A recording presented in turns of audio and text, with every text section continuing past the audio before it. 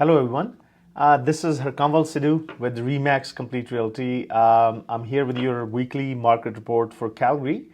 As we know, there is so much news coming out that it does make a huge difference while we're trying to make some decisions about buying or selling real estate. So we're going to discuss some of those issues today so you can make a very informed decision on what to do and what not to do.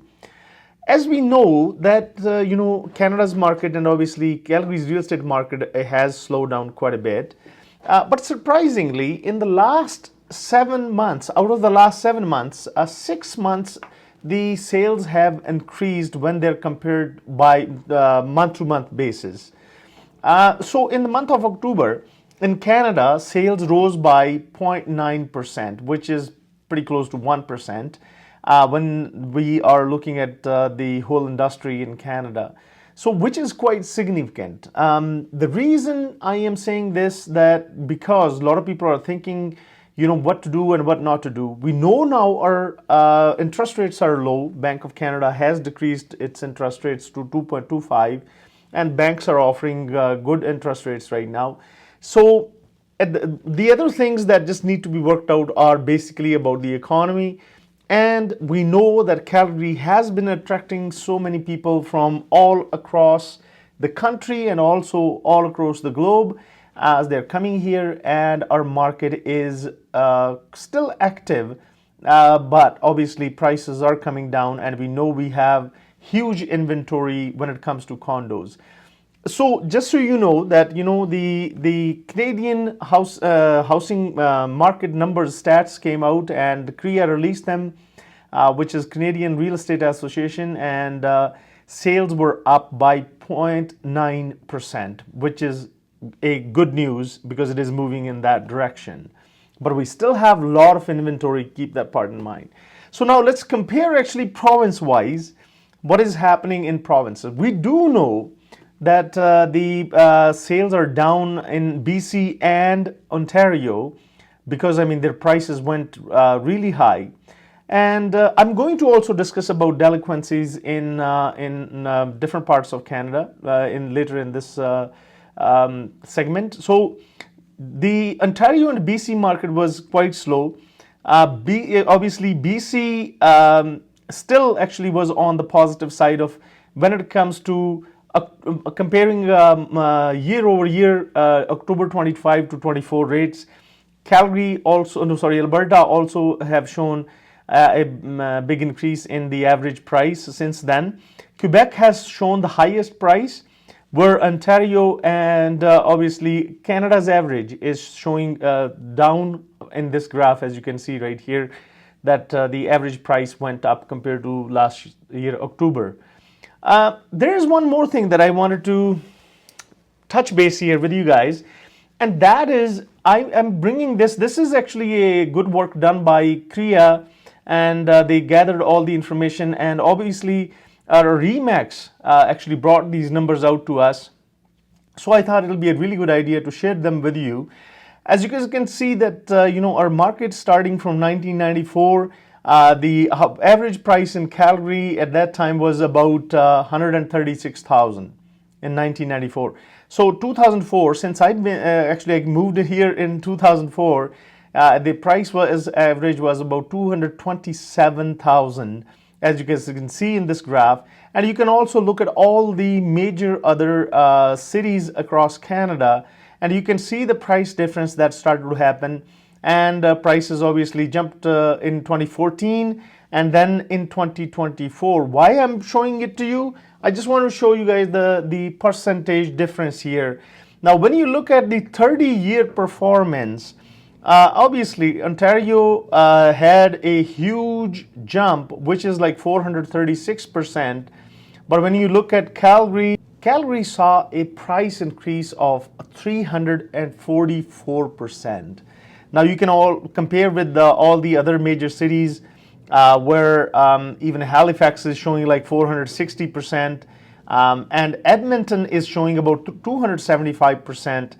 Those are significant price increases when you start comparing with the 1994 real estate market in Canada. So The other thing, as I mentioned earlier, I wanted to talk about was the delinquency rates across Canada. Now, it has become a quite big news. A lot of people are paying attention to these numbers, thinking that if there are more delinquencies, then that there is a chance market will come down.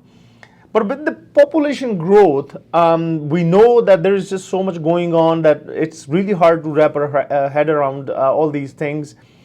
But this is the report that I'm showing you is from CHMC, which is our CMHC, which is Canada Mortgage and Housing Corporation. And they are talking about that the numbers that they are seeing that there's rise in delinquencies across Canada, but it is still actually pretty close to the average delinquency rate, which happens pretty much every year. They are going up because right now Canada's economy has slowed down quite a bit. But when you look at it in this report, they are talking about like two provinces, Ontario and BC, are showing the highest rate, and even that rate in in Ontario it is about at 0.23%. That's not even that's less than 0.25%. And when it comes to BC, it is at 0.19%. And we're seeing in the prairie provinces have really low delinquencies. So are we really supposed to worry about all these things as much as I know there are some people who made some bad investments in the last year or two and thinking that they can't make payments or anything like that. But this rate is very low when it comes to, when they're talking about the jump, they'll say, okay, it jumped by 60%. But these are the numbers that we're looking at. So when you are hearing any news that delinquency rates are on the rise, yes, they are, but they're still actually kind of pretty close to the average. And we'll see how everything goes up. But I know they are going up, but is it a huge concern, especially here in Calgary and Alberta? I don't see it that way. In Ontario and BC, yes, that's obviously going to make a significant impact. Now, just because the mortgage rates are right now, the interest rates are offered by all these banks quite low. So now when you're negotiating with banks, have a look at here. Some of the private lenders are even offering mortgages at 3.45%. That is for 5 years. Now, a lot of people are going with variable mortgage rates because that's where they're getting better interest rate. And obviously, it just depends. What do you really want? Have a look at all these big major banks. You can see what they're offering and take advantage of the mortgage rates with them. And now let's talk about our weekly report. Our inventory obviously slows down quite a bit in winter months. We only had 516 properties that came into the market. 57 properties were back onto the market. Just keep this in mind, month end, when the month end comes, we see a lot of properties expiring, and that number jumps up quite a bit, but then we see some of them coming back into the market in December, and some of them will come back in spring.